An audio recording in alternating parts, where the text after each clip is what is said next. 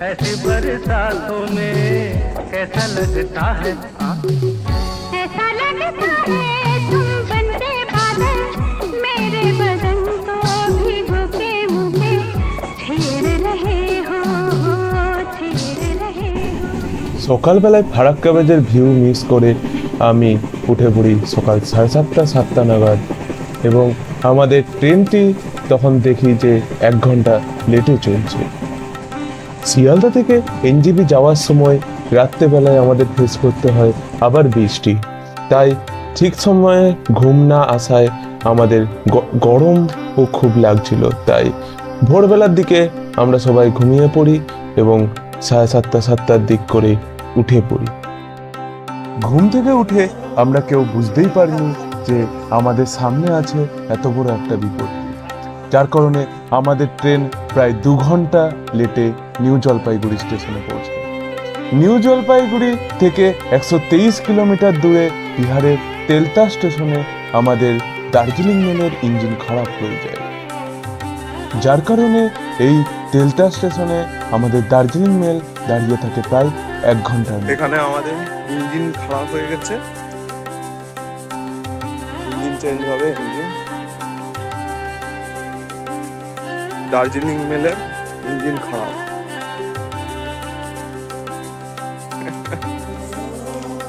দেখা যাক।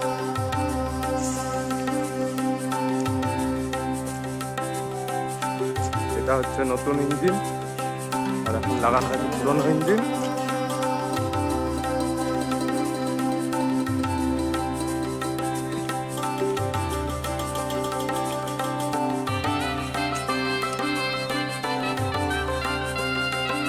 এই তো যাচ্ছে লাগবে।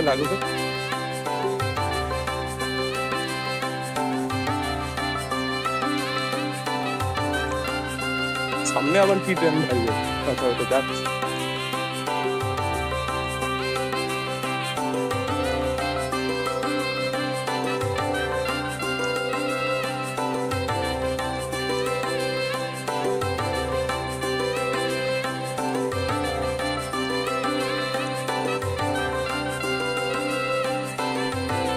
এই তেলতা স্টেশনের ভিতরে কোনো খাবারের দোকান ছিল না, তার কারণে আমাদের জলের বোতল কিনে নিতে হয়েছিল প্ল্যাটফর্মের বাইরে থেকে।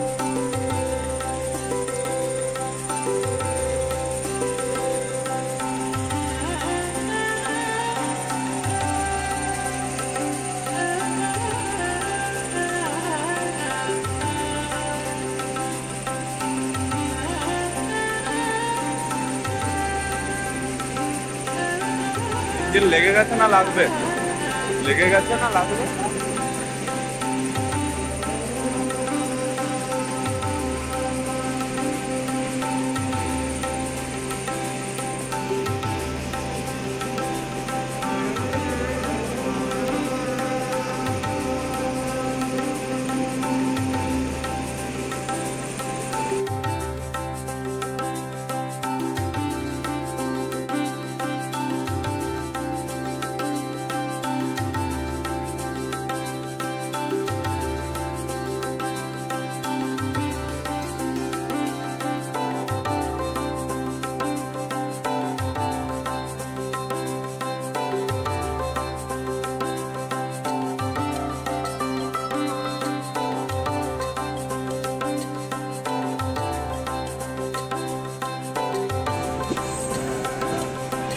এটা কিষানগঞ্জ স্টেশন থেকে বেরিয়ে গেল।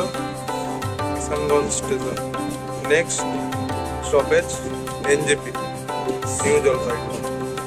কিষানগঞ্জ স্টেশন থেকে বেরিয়ে আমাদের রেল লাইনের দুপাশে দেখতে পেয়েছিলাম সারি সারি চা গাছ। তাহলে অ্যাটলিস্ট পৌঁছে গেলাম এনজেপি।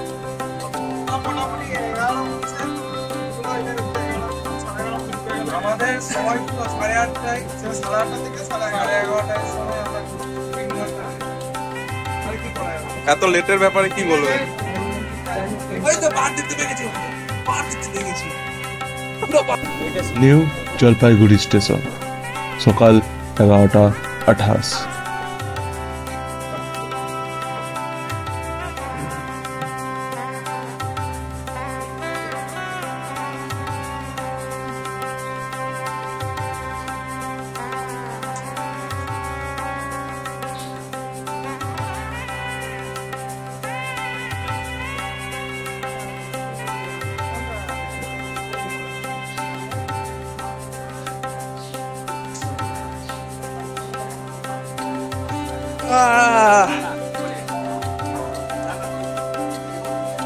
বাস বাস দাদা, তাহলে এনজেপি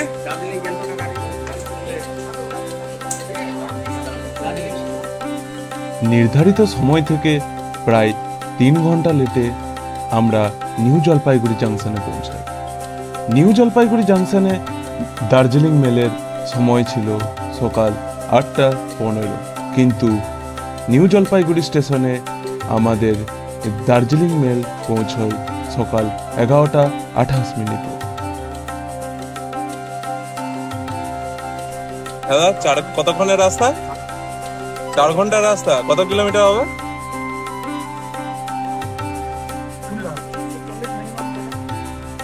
বাপরে বাপ, 300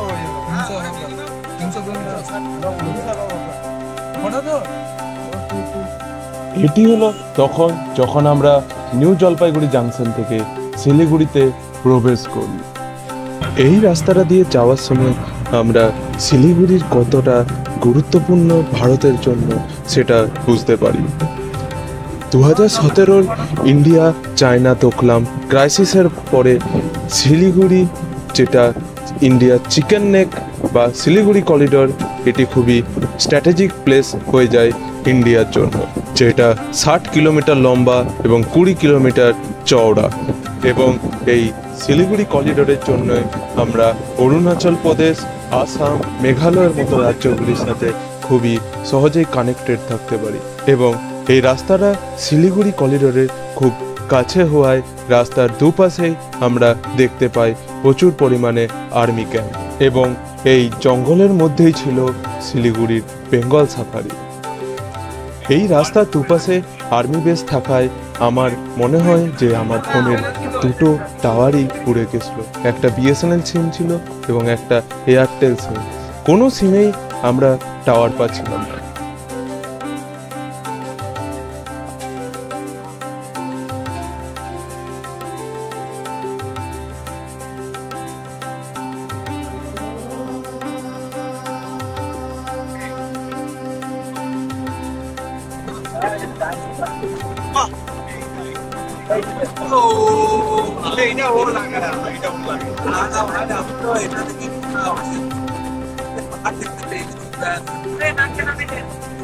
পাহাড়ে নেমে কি করবে?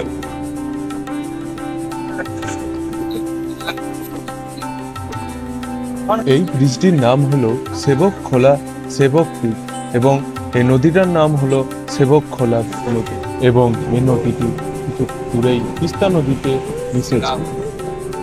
এবং এই হলো তিস্তা নদী। আমাদের ট্রিপের ফার্স্ট টাইম যখন তিস্তা নদীর সঙ্গে দেখা হয়, এই তিস্তা নদীতে ধরেই আমরা এগোতে থাকি, এবং কখনো তিস্তা নদীকে ছাড়িয়ে দিয়ে আমরা চলে যাই উপরে, আবার কখনো তিস্তা নদীর সঙ্গেই আমরা যেতে থাকি।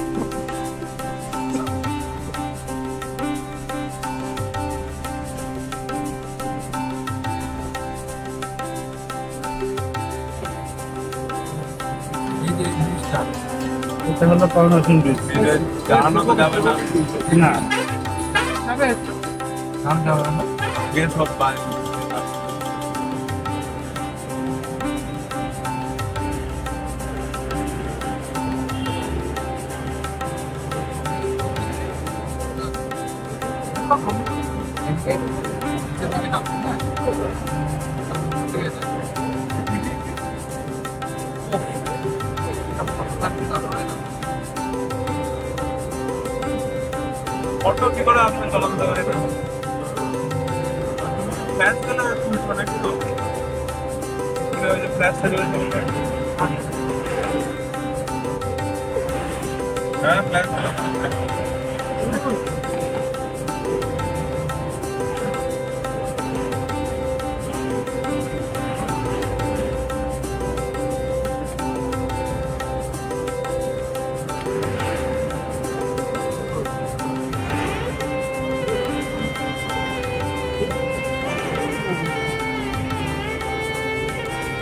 এই পাহাড়ি রাস্তায় প্রবেশ করার পরে আমরা করে ফেলি একটা, যে ভুলটা হচ্ছে আমরা কোনো কিছু না খেয়ে এই পাহাড়ি রাস্তায় চড়তে শুরু করেছি।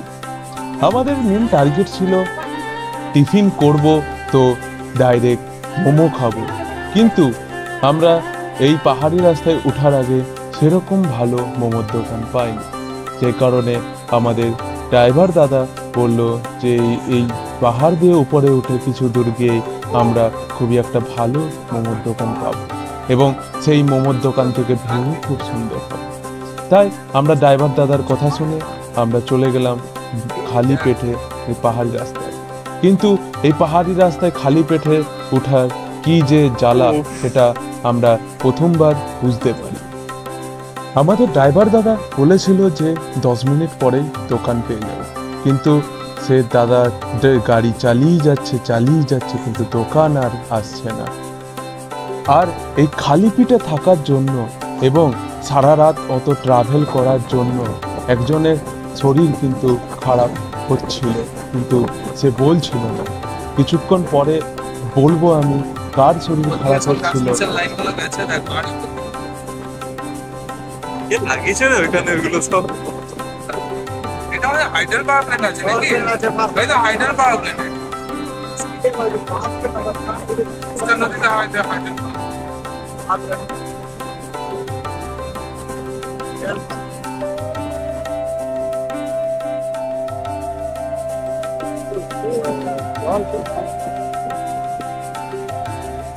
কত লোড তৈরি করতে পারবে এটা?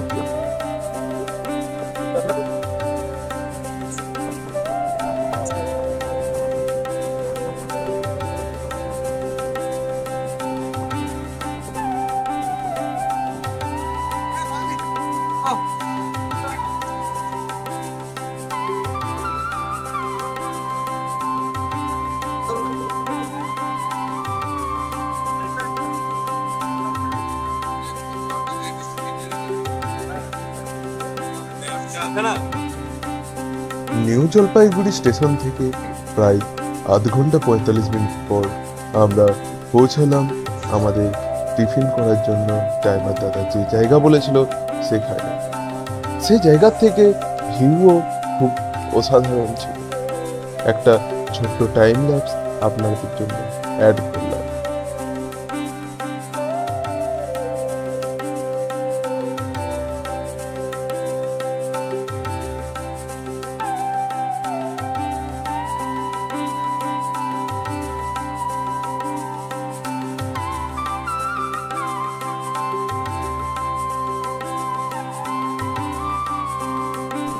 টিফিন করার পর আমরা যেই চারিদিকটা একটুখানি ঘুরে দেখছিলাম রেস্টুরেন্টের আশেপাশে, আমাদের ড্রাইভার দাদা তারা বলতে থাকে তাড়াতাড়ি চলো না হলে সন্ধে হয়ে যাবে। তাই আমরা ড্রাইভার দাদার কথা মতো তাড়াতাড়ি গাড়িতে চড়ে পড়ি এবং আগের যাত্রা কন্টিনিউ করতে থাকি। এবং এই জায়গার থেকে জাস্ট এই জায়গাটা থেকেই আমরা টিফিন যেখান থেকে করলাম, তারপর থেকেই আমাদের ড্রাইভার দাদা ভুলে গেছিল যে তিনি গাড়ি চালাচ্ছেন। ভেবে ফেলেছিলেন যে তিনি কোনো এরোপ্লেন চালাচ্ছেন, নয়তো কোনো রকেট চালাচ্ছেন। কখনো এদিকে নিয়ে যাচ্ছে স্পিডে, কখনো ওই দিকে স্পিডে নিয়ে যাচ্ছে। আর আমরা ভিতরে বসে বসে ফিল করছি যেন রোলার কোস্টারে রাইডে চেপেছি। এবং এই রকম রোলার কোস্টার রাইডের জন্য আমাদের সঙ্গে থাকা রাহুলদার শরীর খুবই খারাপ হয়ে পড়ে। এবং এই রাহুলদার শরীর খারাপ আমাদের জন্য কিছুটা ভালো দিক আনে এবং কিছুটা খারাপ দিকও আনে। ভালো দিকটা এমন হলো যে ড্রাইভার দাদা এতটাই তাড়াতাড়ি করে নিয়ে যাচ্ছিল যে আমরা কোনো ভিউই দেখতে পাচ্ছিলাম না যাওয়ার পথে। কিন্তু রাহুলদার এই শরীর খারাপের জন্য ড্রাইভার দাদাকে অ্যাটলিস্ট বারবার দাঁড় করাতে হচ্ছিল গাড়ি, যেই কারণে আমরা চারিদিকে মনোরম পরিবেশটা খুব সহজেই এনজয় করতে পারছিলাম। এরপর আপনারা এই মনোরম পরিবেশ এবং ভিউগুলো আপাতত আমার এই বকবকানি শোনাটা একটু বন্ধ করার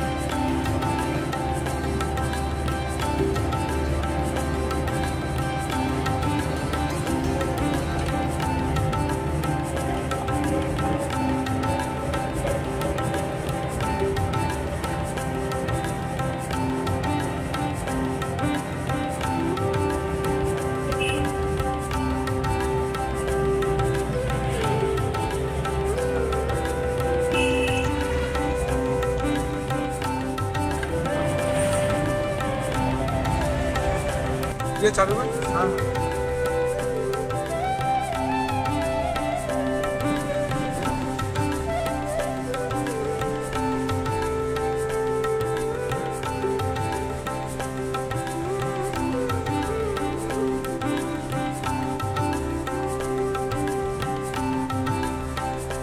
দাদা এই লোকটার সাথে দাঁড়ানো যাবে না একটু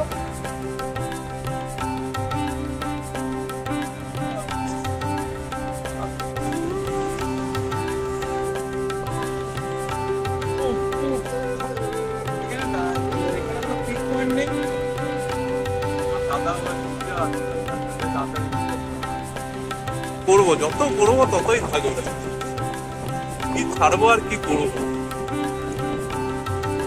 তার জন্য 30 GB SD কার্ডটা ফ্রি করে নিয়ে সব ভিডিও করে নিয়ে যাবো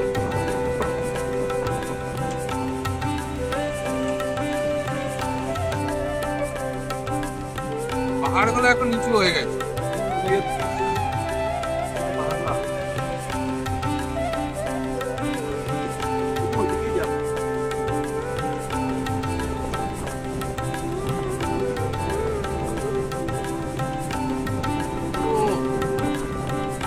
আমরা মেঘের সাথে যাচ্ছি না ওয়েদারটা ঠান্ডা এটা মেঘটার জন্য ঠান্ডাটা লাগছে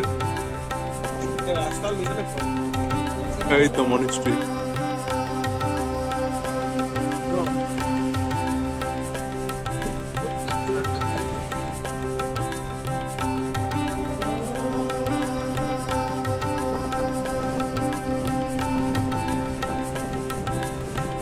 শিলিগুড়ি সাইডে থাকলে যাদের ঘর আছে প্রায় আছে সকালে আসলো বিকেল বেলায় ঘর চলে ফুল মজা হলো আমি বললাম না কিছুক্ষণ আগে কি রাহুলদার জন্য আমরা কিছু ভালো ভালো ভিউ পয়েন্ট দেখতে পেয়ে গেছি, এটা তার মধ্যে একটা।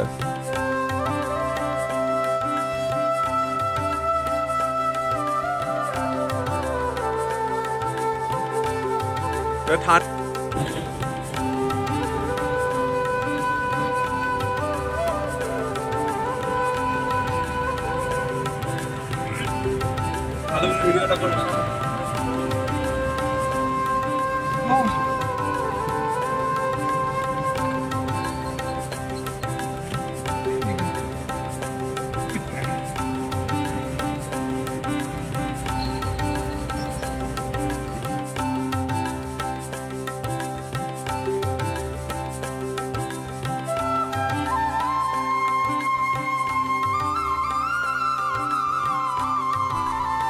অ্যান্ড আমরা এখন যে জায়গাটায় দাঁড়িয়ে আছি সেটা ছিল ওয়েস্ট বেঙ্গল সিকিম বর্ডার। এইখানটাতেই আমরা আমাদের সমস্ত রকম ডকুমেন্ট সাবমিট করি এবং আগে সিকিমের উদ্দেশ্যে রওনা দিই।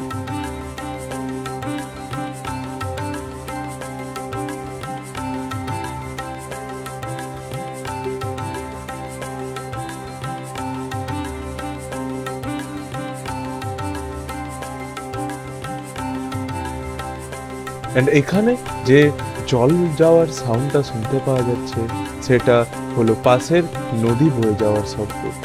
এটা চারিদিক দিয়ে ইকো হয়ে এমন মনে হচ্ছিল যেন সব দিক দিয়ে নদী বয়ে চলেছে।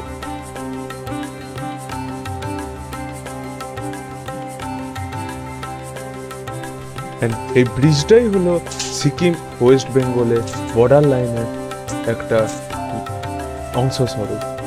এই ব্রিজটার যেদিকে আমি যাচ্ছি সেই দিকে আছে ওয়েস্ট বেঙ্গল এবং যেখান থেকে আমি স্টার্ট করলাম সেখানে আমরা সিকিমে ছিলাম।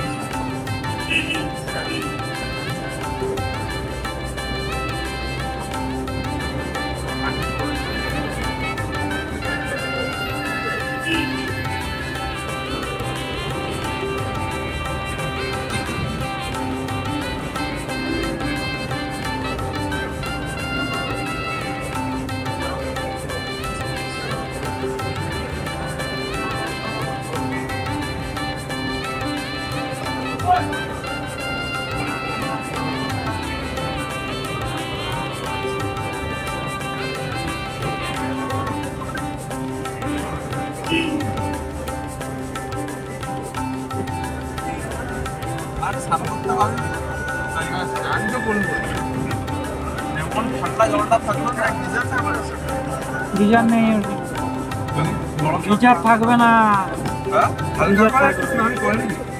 গিজার ওইখানে আমাদের থাকবে না। ড্রাইভার দাদা ওইখানকার নেপালি ল্যাঙ্গুয়েজ জানতো বলে নিজেকে একটু বেশি ভাবছিল, যে কারণে নিজের গাড়িটায় উল্টো রাস্তাতে ঢুকিয়ে ফেলেছিল। গুগল ম্যাপে দেখাচ্ছিল একটা আলাদা রুট এবং তিনি পাকামো মেরে একটা ভুল রুটে ঢুকিয়ে দেয় এবং এটাই হলো সেইখান জায়গাটা যেখানে গাড়িটা দাঁড় করে বলে আমি আর যাব না। এবং লাস্টে সেই গুগল ম্যাপ দেখেই আমরা চললাম আজকের নাইট স্টের দিকে এবং এটাই ছিল আমাদের আজকের নাইট স্টে। নাম বনলতা রিসোর্ট এবং রাত হয়ে যাওয়ার কারণে আমরা চারিদিকে কোনো কিছুই দেখতে পাই না এবং সেই জায়গার কারেন্টও চলে গেছিল, যেই কারণে আমরা প্রায় 7:30টার দিক করে আমরা রিসোর্টের মধ্যে ঢুকে পড়ি এবং বৃষ্টিও খুব জোরে হওয়ায় আমরা রিসোর্টে ঢুকে হাত পা ধুয়ে ফ্রেশ হয়ে আমরা ডিনার কমপ্লিট করে ফেলি।